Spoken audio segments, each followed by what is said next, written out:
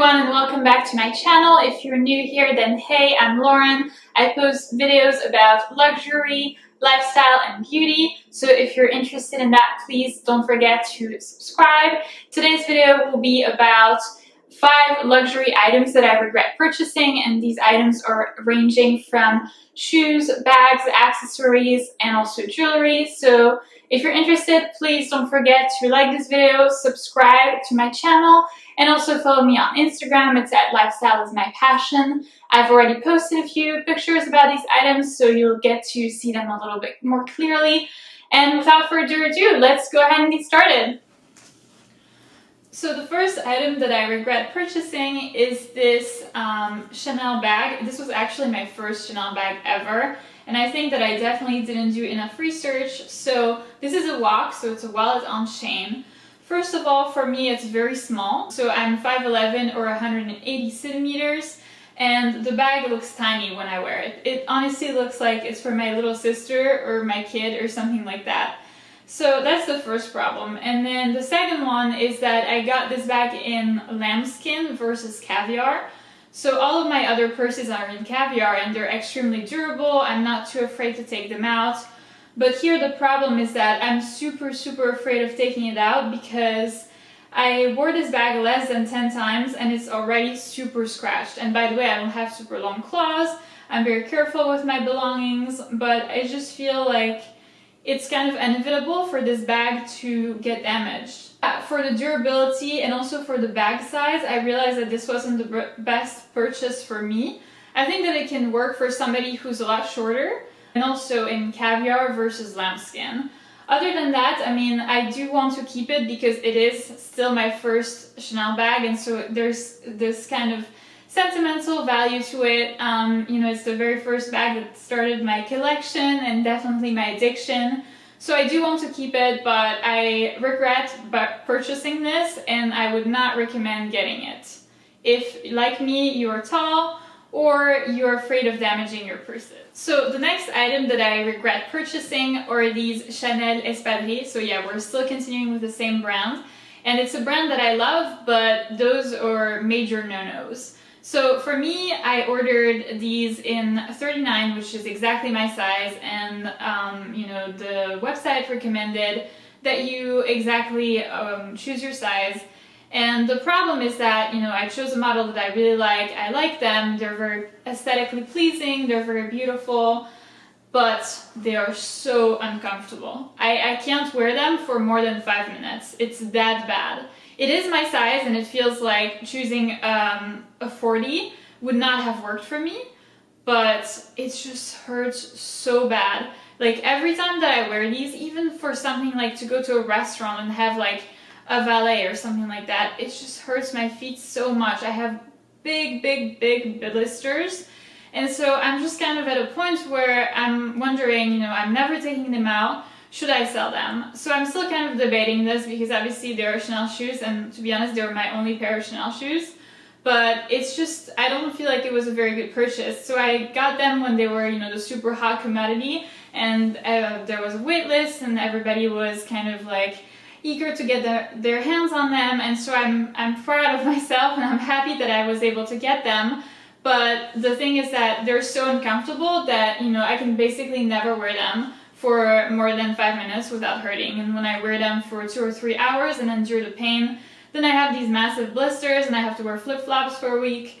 So yeah, I just feel like I regret this purchase. It was very expensive too. It was definitely not cheap, so I'm very much contemplating reselling them. Let me know in the comments down below what you think if you were in my shoes, literally. What you would do. I'm kind of still debating, so your opinion would definitely help me out. So the next item that I regret purchasing is this Prada bag right here. So this was actually my second, I believe, yeah, my second handbag in my collection. My first one was the LV Neverfull, and I got this bag to kind of complete the LV Neverfull, to have a more classic look, a little bit classier, a little bit more expensive too, more put together. But I've honestly, again, used this bag less than 10 times, and I've had this for 5 years. And the problem for me is that it gets slouchy really easily. So as you can see, the bag doesn't really hold its shape very well. You can definitely see that here. It's kind of, yeah, slouchy, like when I don't hold it up, it just kind of falls like that. And it's impossible to put an organizer inside the bag because there's like a main zipper pocket that in the middle that kind of prevents you to do that. So at this point, I've worn this bag less than 10 times. It's also not very durable in the sense that it's very soft and smooth leather. It's very easy to damage it with your nails or something like that. So it really wasn't the best purchase. I got this at an outlet, by the way, so it wasn't too expensive, which is kind of nice.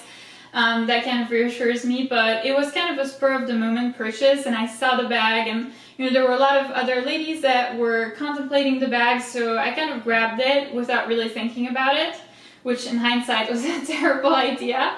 But yeah, it wasn't the best purchase, and I think that for me, slouchy bags don't really work that well. I like something that has a lot more structure and, you know, kind of hold its shape through the years. So I will be reselling that for sure. So next up in the items that I regret purchasing, we have this LV shawl right here. Yeah, I just kept the hanger because it was easier to show you. So I do wear a lot of scarves, both in the fall and in the winter, and also kind of like in the spring, but I do regret purchasing this because it's very, very easy to damage. And so the problem with this is not so much the material, but more the color. So as you can see, it's this beautiful like cream ivory color. But the problem is that when I wear this kind of nice expensive scarf, it's usually to go somewhere and I definitely have makeup on. And so my problem is that I kind of like to extend a little bit of my makeup in my neck to, you know, avoid having a difference in the complexion of my face and my neck. But then I'm super afraid of like makeup transfer or makeup stains on this. So that's kind of my problem with this. I don't think I've even ever worn it, to be honest. I'm trying to recall, because I've had this for 6 years now. And I don't think I've ever worn it, maybe for like a picture at most. So that's kind of a problem for me in the sense that this was still pretty expensive. And it's not that I don't like the model or that I don't use scarves, but for me, the white scarf was a terrible idea. I definitely wasn't thinking when I got this. I think that I got this as a present from my mom. And so I don't really want to resell it because it's something from her, but at the same time, I'm kind of thinking, well, you know, this is sitting in my closet. I'm not using it because I don't want to have makeup stains. And then I'm also afraid of, you know, the makeup stains never coming off.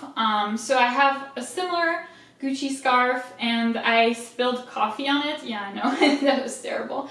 And I've taken it to a dry clean, and to be honest, the stains never came off. So that's why I'm still very concerned about this, is because, you know, obviously the coffee stains was an accident, but this with makeup is basically a flight risk. So that's why I kind of like believe that this was not the best purchase. And I wouldn't really advise you to buy a white scarf if you do wear makeup. If you don't, then, you know, this is very lovely for spring and for summer on chilly summer nights. But if you do wear makeup like me when you go out, then this really doesn't work. And finally, I saved the best for last, or at least the most expensive for last. I regret purchasing this Cartier bracelet. So it's the Cartier Love bracelet. It's got the little screw right here. And I really regret purchasing this because it gets damaged so easily. So if you set your hands on the table or something like that, and like me, you have a glass table, or, you know, something like marble or something like that, it gets scratched all the time. Every second that you wear this, it's depreciating in value. So this was super expensive, obviously, I mean, as you can guess, from Cartier, but I thought that it would be a good investment piece. You know, obviously it's a very classic piece. It's something that is kind of a go-to when it comes to jewelry with Van Cleef & Arpels. So I wanted to get this because obviously, you know, it's a super French brand. And for me, it just represents classic beauty. But first, it gets damaged really easily, like I mentioned. And then personally, I'm moving away from gold jewelry. And so it doesn't really match my watch at the moment. So I have a Rolex in stainless steel, and so it really doesn't match it at all. obviously because this is gold jewelry. And so personally, I don't like to mix and match hardwares. I mean, it's okay for some people to do that, but then for me, that really doesn't work. And so I wear this bracelet less and less. So it doesn't match my watch. I'm afraid of damaging it all the time. So to tell you the truth, I'm at the point where I pretty much only wear this on occasions. I never wear it for all the time. This is supposed to be an everyday kind of bracelet because, you know, it's got the little screw right here and you basically never take it off. I mean, the idea is that you pretty much, you know, take your shower with it and things like that. But then for me, for the price, it just doesn't really hold its value that well and doesn't match my watch. So I think that, you know, if you're contemplating an expensive bracelet, it's useful to think that it gets scratched very easily and that it might not last forever like you thought previously. I definitely thought that previously. So I would, you know, do more research. And so at the moment, I'm not sure what I'm going to do with it. I obviously still have it, but I'm also trying to think of the watch that I'm going to get next. So right now I have the stainless steel Rolex, but the watch I'm going to get next is actually the Audemars Piguet Royal Oak. I actually mentioned this in my luxury wish list video. If you haven't seen it, I'll put it in the little information right here. So that also wouldn't match at all.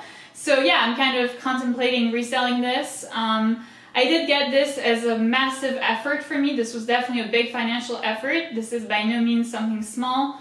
And you know, I do think that I either didn't do enough research or didn't really think that my taste would change. So obviously I got the Rolex after this, and I think that moving forward I'll stick to stainless steel and silver hardware and kind of move away from gold hardware. Or I'm trying to find a watch that would match this, but I haven't really seen any gold watches that I like, or, you know, gold plated or anything like that. If you have ideas, definitely let me know in the comments down below. I would love to hear your ideas. This could mean that, you know, I could keep this. So yeah, let me know. I hope that you've enjoyed this video. I hope that it was at least beneficial and informational for you, and that you will not be making the same mistakes that I made. And if you're trying to get these items, or if you're thinking about getting them, you know, make sure that you think twice and double check, you know, maybe try it in store, ask other people that have them, because personally, I do regret buying all 5 of these items. Most of them were not cheap. The LV shawl is the only one that I received as a present. And so yeah, it was kind of not the best experience. You know, those are obviously still nice brands and they have somewhat of a value, but now all of these items are sitting in my closet. So I would definitely not purchase these again. I regret getting them. And pretty much I'm thinking of either reselling or, you know, trying to make it work, but it's not very easy. So I hope that you liked the video, and I'll see you in my next one.